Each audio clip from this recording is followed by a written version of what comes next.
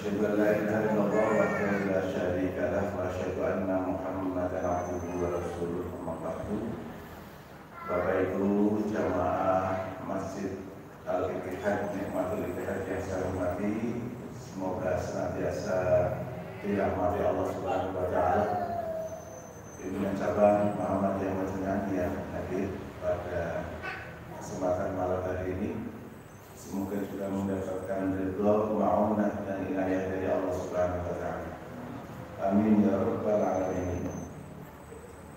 Berikutnya, setelah puji dan syukur, selawat dan salam semoga senantiasa Allah limpahkan kepada baginda Nabi Muhammad Sallallahu Alaihi Wasallam, kepada keluarga dan sahabatnya. Semoga kita mendapatkan syafaatnya di yaumil qiyamah. Amin ya rabbal alamin.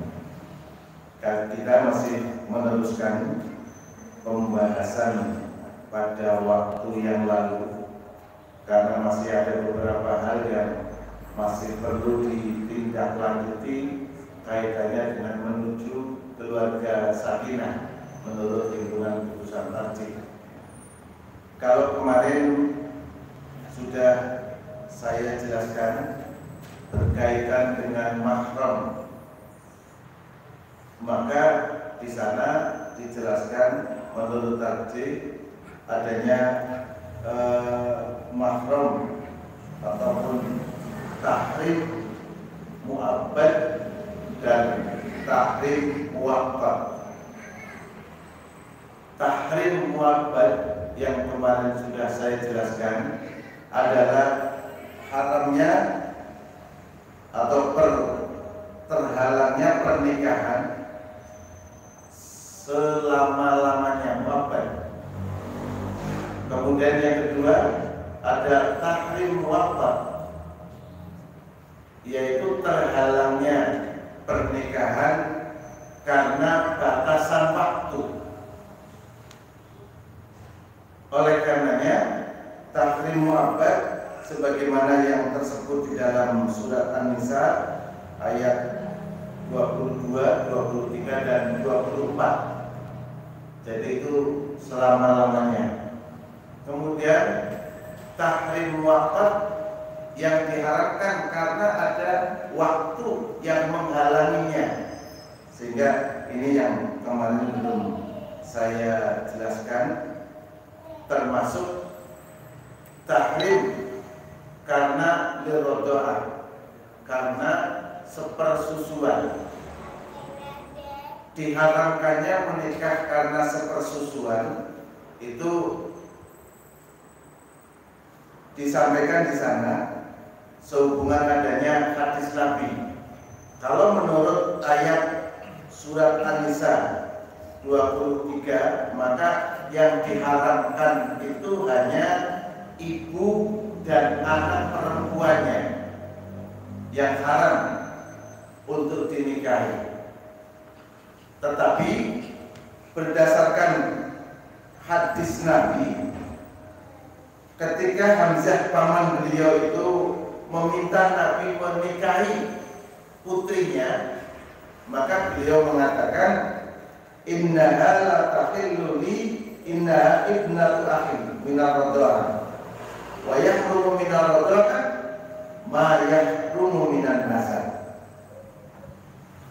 Bahwasanya perempuan itu, artinya putri Hamzah, adalah saudara sepersusuan. Haram karena sepersusuan adalah haram karena nasab. Ini yang akan saya jelaskan juga. Haram karena persusuan adalah haram karena nasab. Kalau tadi di dalam Al-Quran itu dalam surat An-Nisa di sana diharamkan karena sepersusuan, di sana dijelaskan wanita yang diharamkan itu adalah minar radha'ah ataupun wa ummahatukum allati arda'nakum wa akhwatukum minar radha'ah. hanya ada 2. Tapi berdasarkan hadis Nabi yang tadi permintaan Hamzah untuk menikahi putrinya, maka muncullah perbedaan pendapat antara minal rodoah tersebut. Kemudian yang pertama, artinya menyatakan bahwa haram karena susuan itu hanyalah 2 macam, sebagaimana tadi saya sampaikan. Ibu yang menyusukan dan saudara perempuan sepersusuan. Ya, ini berdasarkan surat An-Nisa ayat 22, 23. Kemudian pendapat yang kedua adalah menyatakan bahwa hadis dari Hamzah itu sahih, karena itu dapat menjelaskan dan menambah keterangan yang dijelaskan di dalam Al-Quran, yaitu ma yahrumu minan nasab, apa-apa yang diharamkan karena nasab. Sehingga tidak hanya 2 macam ibu dan putrinya saja yang diharamkan karena rodoan, karena sepersusuan, tetapi banyak macamnya, sehingga dihubungkan dengan 7 macam yang haram karena nasab yang disebutkan di atas. Sehingga yang termasuk haram karena susuan itu menjadi banyak. Ini menurut pendapat yang kedua, mengacu kepada hadis Nabi ma yahrumu minan nasab, apa yang diharamkan karena hubungannya nasab. Yang pertama, yang termasuk haram karena susuan, pada sedikit sudah saya singgung, adalah bekas istri-istri dari suami ibu yang menyusukan. Jadi istri-istri dari ibu suami yang menyusukan. Umpama si A mempunyai istri lebih dari 1 ataupun 4, salah satunya menyusui, maka istri-istri dari suami itu haram hukumnya untuk dinikahi. Terus saya kan dulu menyusu dengan Bu A, ya, Bu Siti, dengan Bu Aminah enggak, saya tidak haram, maka karena nasabnya itu jadinya haram. Jadi bekas istri-istri dari suami ibu yang menyusukan. Anak-anak perempuan dari suami ibu yang menyusukan. Anak-anak perempuan dari suami ibu yang menyusukan. Jadi umpama seorang bapak yang tadi istrinya banyak, kemudian punya anak perempuan yang bukan karena ibu yang menyusui, maka haram juga dinikahi. Tadi berbilang istrinya ada 4, kemudian bapaknya itu punya anak perempuan, tapi dari istri yang tidak menyusui seseorang itu, maka seorang itu pun tidak boleh untuk menikah dengannya. Jadinya melebar kalau menurut pendapat yang kedua. Yang ketiga, saudara-saudara sepersusuan, saudara-saudara perempuan sepersusuan, jelas. Kalau ini ada nasnya. Tadi nas yang ibu-ibu dan juga anak-anak perempuannya. Saudara-saudara perempuan sepersusuan, ini bukan anaknya maksudnya. Artinya yang sama-sama disusui pada seorang ibu itu, maka hukumnya haram dinikahi. Yang keempat, saudara-saudara perempuan dari suami dari ibu yang menyusukan. Bahasanya mandan budak. Saudara-saudara perempuan dari suami dari ibu yang menyusukan. Gambarannya umpamanya Pak Sentot mempunyai saudara perempuan, sedangkan istrinya Pak Sentot dulu menyusui seseorang. Ini kan berarti saudaranya Pak Sentot itu yang putri, apakah itu Lilik atau Bu Gede, maka haram dinikahi, ya. Jadi saudara-saudara perempuan dari ibu yang menyusukan. Saudara perempuan dari tadi, betul? Saudara-saudara perempuan dari suami dari ibu yang menyusukan. Halimatus Sa'diyah itu punya suami. Suaminya punya saudara perempuan. Maka yang menyusu Nabi kita Muhammad tidak boleh menikah dengan saudaranya suami Halimatus Sa'diyah. Seperti itu. Paham ya? Jadi seperti itu. Ya, karena memang bahasanya seperti itu. Seperti umpamanya Hurrimat alaikum ummahatukum wa banatukum wa akhwatukum, terus kemudian di sini ada wa banatul akhi, anak perempuan saudara laki-laki. Jadi bahasa kita apa? Keponakan. Wa banatul ukhti, anak perempuan saudara perempuan, dari saudara perempuan. Ya sama saja, keponakan kurkang dulur wadon, keponakan kang dulur lanang. Tapi bahasanya seperti itu. Jadi banatul akhi, banatul ukhti. Kemudian yang kelima, yang termasuk mahram itu adalah saudara-saudara perempuan dari ibu yang menyusukan. Jadi saudaranya ibu yang menyusui, saudaranya ibu Halimah.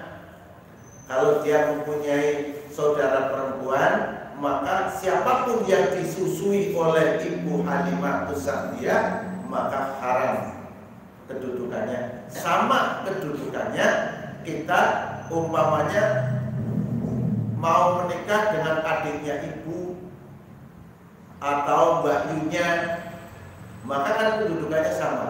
Ini karena ma yahrumu minan nasab, apa-apa yang diharamkan karena nasab itu.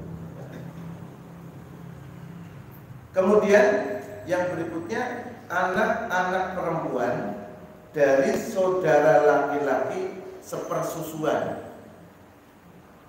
Paham ya? Paham betul? Anak-anak perempuan dari saudara laki-laki sepersusuan. Contohnya Nabi kita Muhammad SAW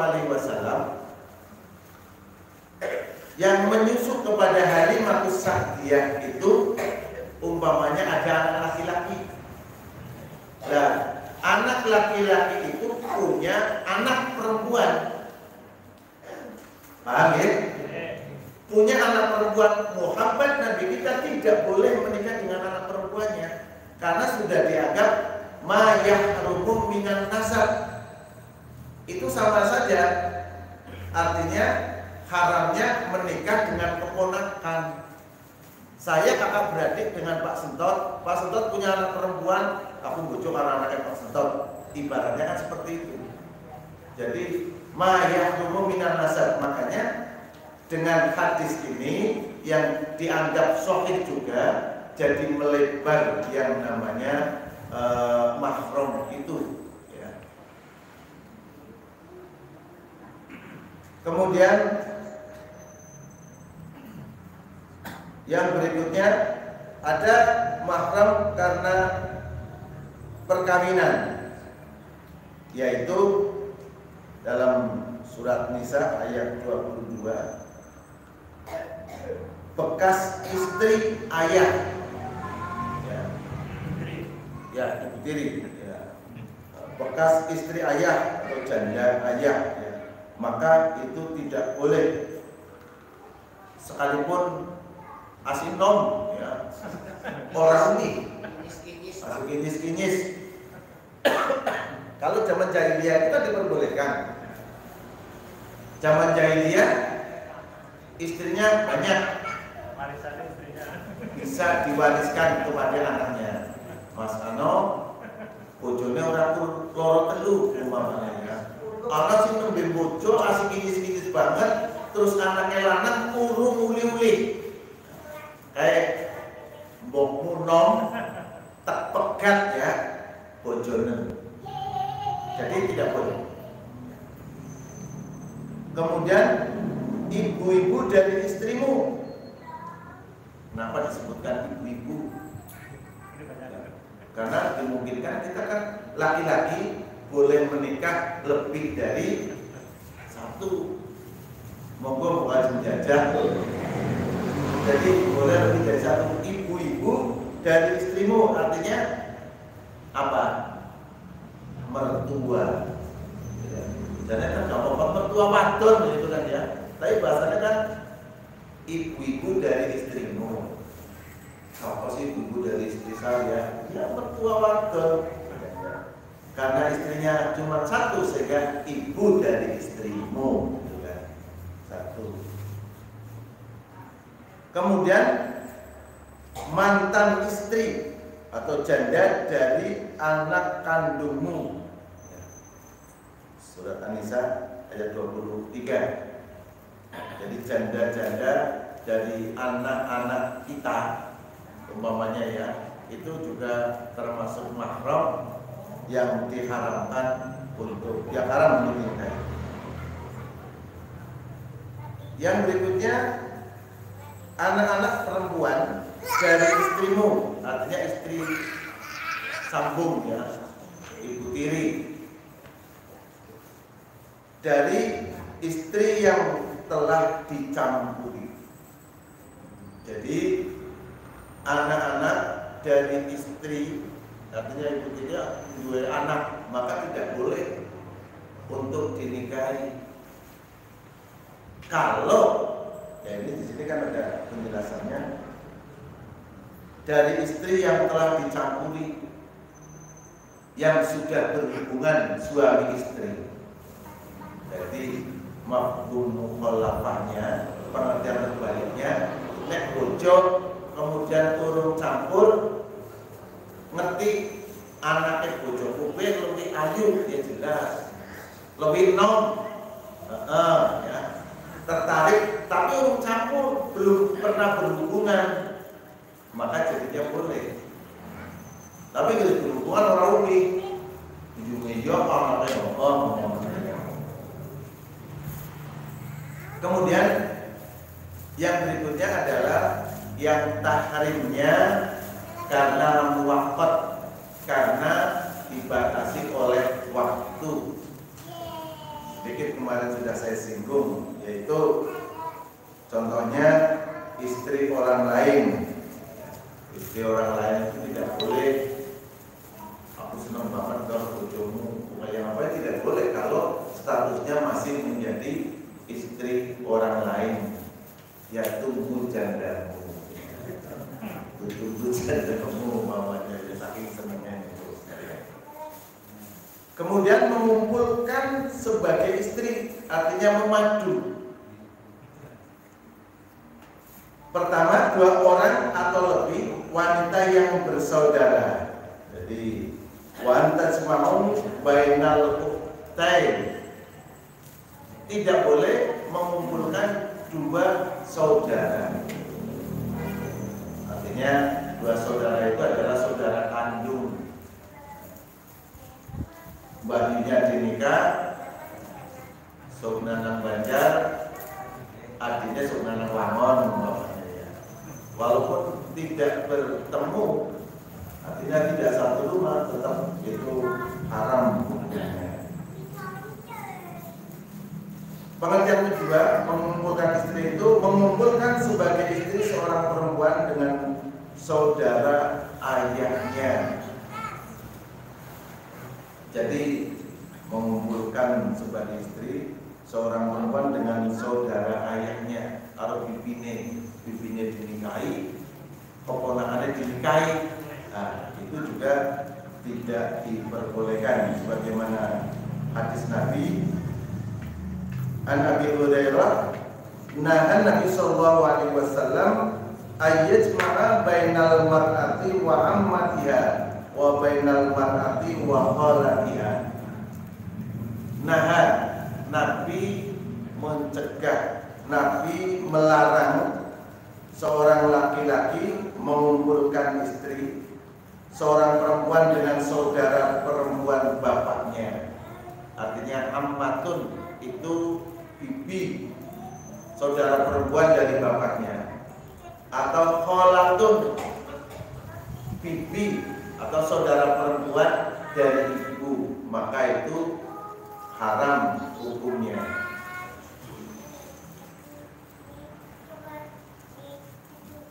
Yang ketiga, seorang laki-laki yang telah mempunyai istri empat orang.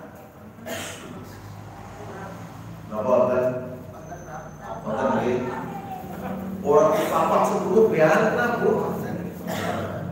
Jadi cuman yang hadir di sini mungkin belum ada. Kadang-kadang memang mereka tidak lagi apa betul. Ayo sunah, tapi prakteknya orang wani seperti telapung dan sewadon gitu kan ya. Jadi kira-kira telapung apa Bu? Dicakar. Buat maning cakar ya. Itu musikun apa? Masalahnya mau jadi pensiunannya orang kebagian. Jadi seorang laki-laki yang telah mempunyai istri 4, maka semua perempuan haram, tidak boleh dinikahi. Ada Syekh Kuci. Kalau Syekh Kuci itu punya istri 4, tapi kalau mau menikah lagi yang satu itu dicerai. Begitu mantan dapat sedikit dipegang bojo maning boleh sing mau. Jadi sebagaimana firman Nabi, firman Allah dalam surat An-Nisa ayat 3, a'udzubillahi minasyaitonir rajim, wa in khiftum alla tuqsitu fil yatama fankihu ma qaba lakum minan nisa masna wa thulatha wa ruba fa in khiftum alla ta'dilu fawahidatan aw ma malakat aymanukum dzalika adna alla ta'ulu. Jika kamu takut tidak akan dapat berlaku adil terhadap hak-hak perempuan, maka nikahilah wanita itu yang kamu sukai 2, 3 atau 4. Ya, jadi kata-kata masna wa thulatha wa ruba. Ahli tafsir itu menafsirkan ada 2 macam. Yang pertama, kalimat wa itu artinya atal, tambah, loro, tambah telu, tambah papat, somo. Yang satu lagi menafsirkan kata au atau ya, loro utawa telu utawa papat. Jadi sing paling akhirnya tetap papat, orang somo. Somo kan karena masano.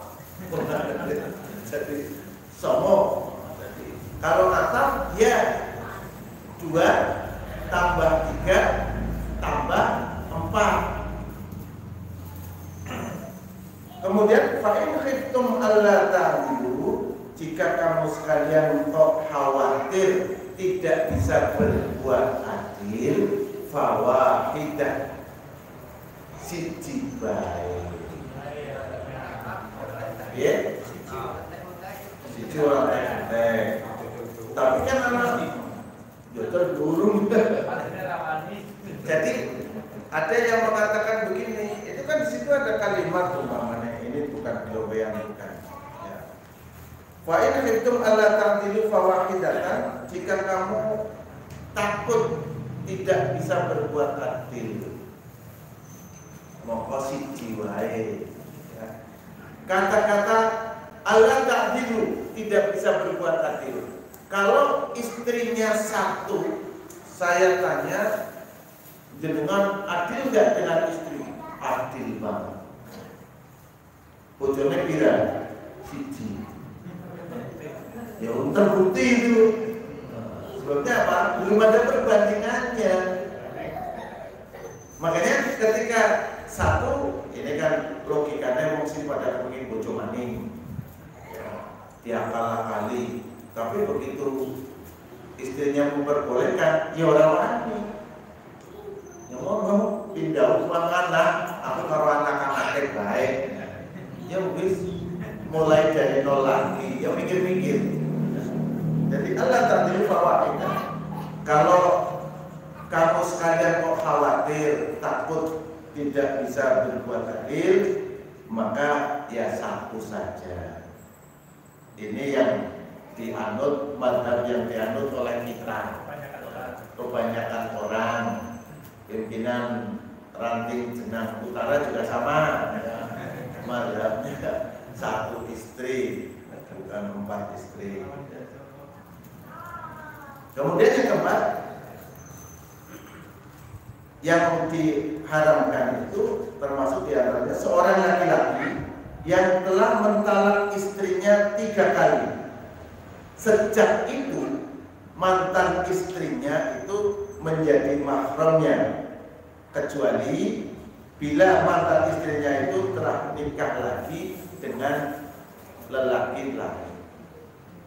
Jadi kalau sudah ditalak 3 kali, maka hukumnya haram menikah dengan wanita itu, dengan mantan istrinya. Kalau akan mengatakan, aku senang teman-teman masih pada inis-inis maning umpamanya ya. Maka ketika sudah talak rujuk, maka tidak boleh rujuk kembali. Sudah haram hukumnya. Tadi kan ada tahrim muwaqqat, diharamkan karena ada terhalang oleh waktu. Ini masih diperbolehkan kembali dengan istri yang ditalak sekalipun sudah 3 kali. Catatannya, laki-laki itu harus menikah dengan laki-laki, perempuan itu harus menikah dengan laki-laki lain, bercerai dan habis masa iddahnya. Jadi nikah dengan orang lain, nembe besok bulan langsung kita bodoh baik, tidak boleh. Kayak murah sabar teman, ya. Bisa dilihat dalam surat Al-Baqarah ayat 230. A'udzubillahi minasyaitonir rajim. Fa in talaqaha fala tahillu lahu min ba'du hatta tankiha zawjan ghairuhu. Fa in talaqaha fala junaha 'alaihima ay yataraja'a in dhanna an yuqima hududallah wa tilka hududullah.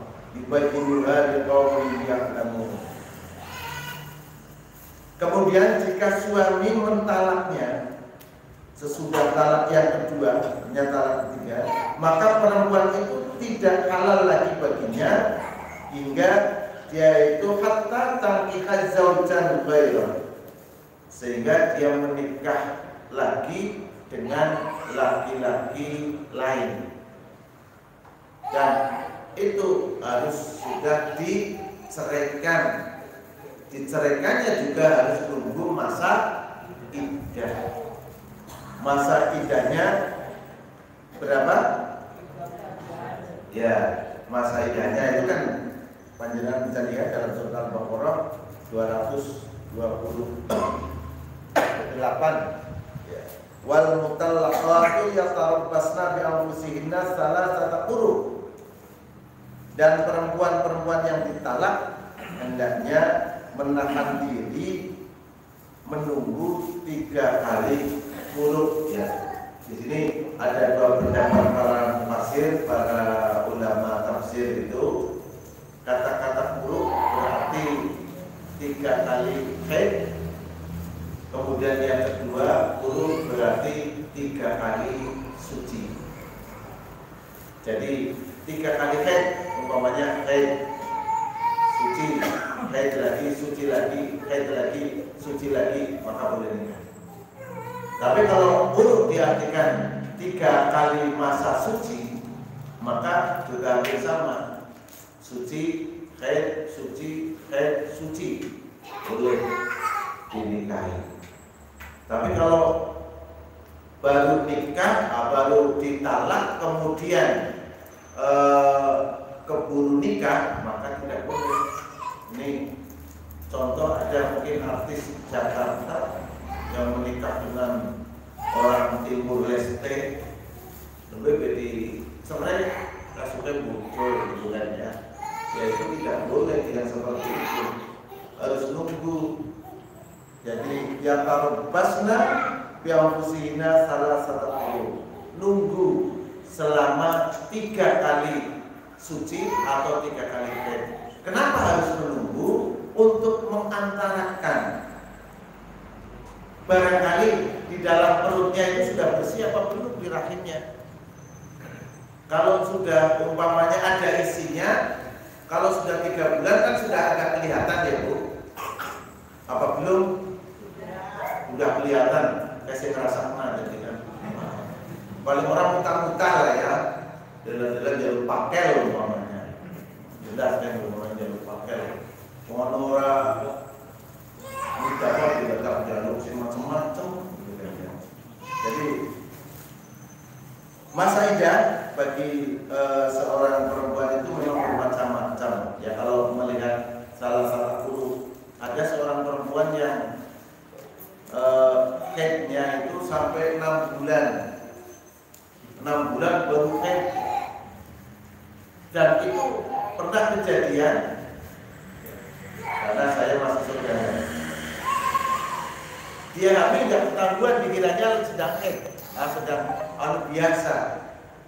Padahal sudah ambil 4 bulan, nggak tahu kalau dia itu memang sudah hamil ya. Karena haidnya itu kadang-kadang 5 bulan, kadang-kadang 6 bulan. Ini mungkin termasuk dalam kategori istisna, perkecualian, tidak sebagaimana para wanita yang lain. Kemudian yang berikutnya, perempuan dalam masa iddah karena suaminya meninggal dunia. Itu wanita-wanita yang masih dalam masa iddah. Coba dibisani surat Al-Baqarah ayat 234. Walladzina yatawaffawna minkum wa yadharuna azwajan yatarabbasna bi anfusihinna arba'ata ashhurin wa 'ashra. Artinya, para wanita yang ditinggal suaminya karena meninggal dunia, maka hendaknya menunggu dirinya arba'ata ashhurin, 4 bulan, wa 'ashra, 10 hari. Nah, di sini makanya arba'ata ashhurin wa 'ashra, wa-nya artinya ditambah 10 hari.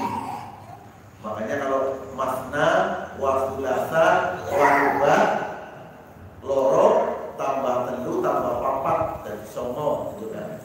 Nah, Ustaz Sarhali bareng dulu belajar bahasa Arabnya dengan saya di Jogja, satu jurusan, satu kelas bareng.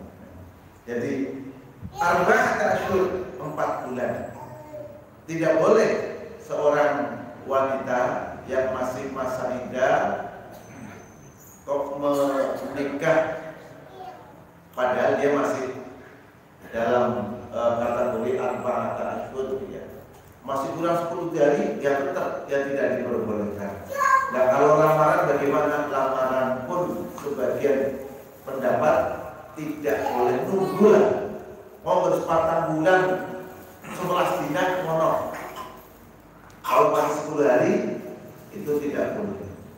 Walaupun itu kan bukan nikah, itu baru lamaran.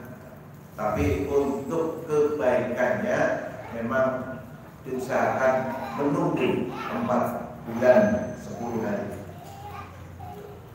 Yang berikutnya yang termasuk mahram itu adalah perempuan musyrik.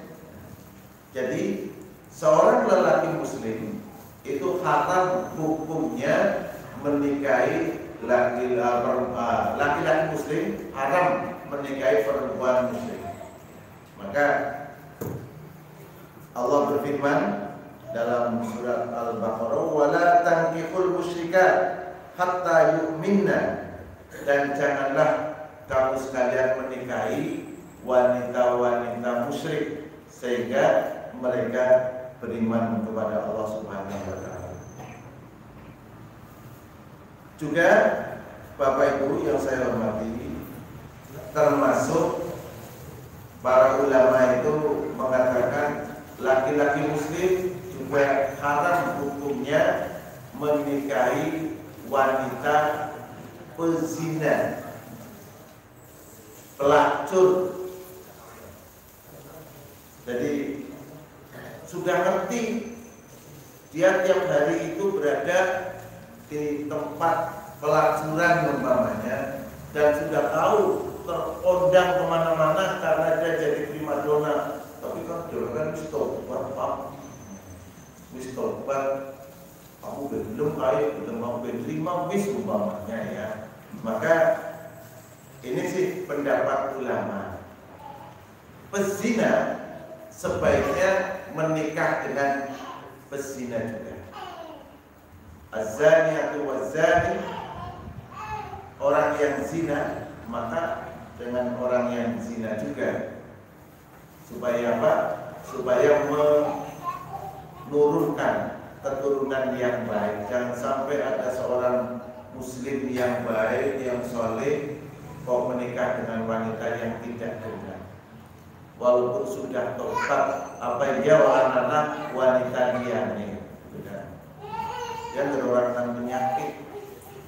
Nah, kalau kena penyakit karena sudah setiap minggu umpamanya dilakukan vaksinasi, maka tidak diperkenankan.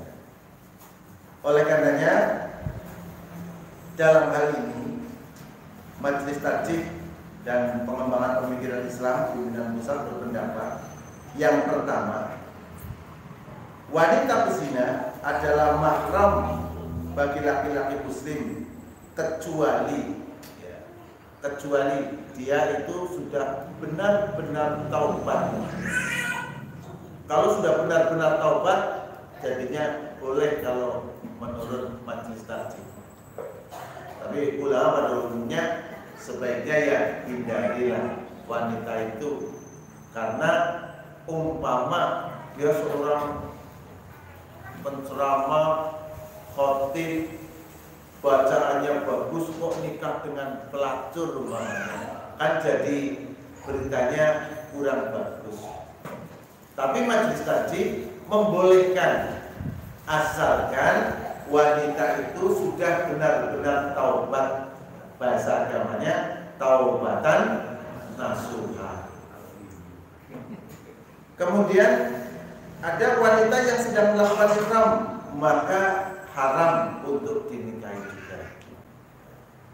Nunggulah kalau ihramnya sudah selesai.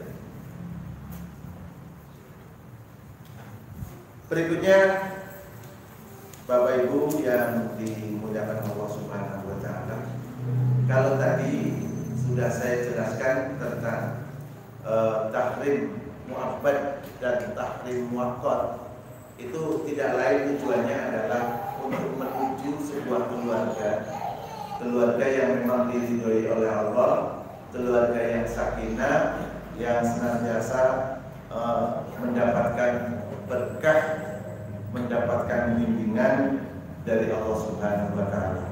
Oleh karenanya yang namanya pernikahan itu memang sebaiknya jangan disembunyi-sembunyikan. A'linun nikah, umumkan nikah kamu sekalian. Jadi kalau berdasarkan hadis ini yang diriwayatkan oleh Ibnu Hibban, a'linun nikah, iklankan nikah kamu, sampaikan. Ini bagaimana hukumnya dengan nikah siri, sing sembunyi-sembunyi. Nikahnya siri. Siri itu, sirrun itu kan artinya rahasia. Orang pengen di ngerteni nanggung liya. Kalau melihat di sini nikah, iklankan, umumkan pernikahanmu. Jadi ini jadi permasalahan yang perlu diketahui bersama. Nabi memerintahkan nikah, tapi sementara yang lain ada banyak yang melakukan nikah siri sebabnya wedi mbok ketahuan konangan nang bojone, gitu kan, seperti itu. Atau kata Nabi, aulim walau bisyatin, adakan walimahan. Kalau mengadakan walimahan kan mesti ngerti. Umpamanya Mas Taufik adakan walimahan, Mas Taufik kan jadi keton. Oh, walau bisyatin, walaupun 1 ekor kambing. Jadi mungkin zamannya Nabi tidak hanya 1-2 ekor, banyak yang memang dilakukan untuk walimahan. 1 ekor kambing, jamaah nikmatul ikhtiar diundang semuanya. Kan jadi kan pada ngerti, oh kayak dia bojo mani. Atau mungkin dia sudah menikah lagi karena istrinya tidak benar, apa sembarang. Jadi a'linun nikah memang harus diiklankan, harus disampaikan kepada masyarakat yang namanya pernikahan itu, sampai-sampai dikatakan aulim walau bisyatin, adakan walimahan walaupun sekedar seekor kambing saja. Ini yang diberitakan oleh Nabi kita Muhammad SAW. Saya kira itu yang berkaitan dengan masalah pernikahan atau menuju keluarga sakinah. Barangkali ada yang ingin ditanyakan. Monggo. Waalaikumsalam.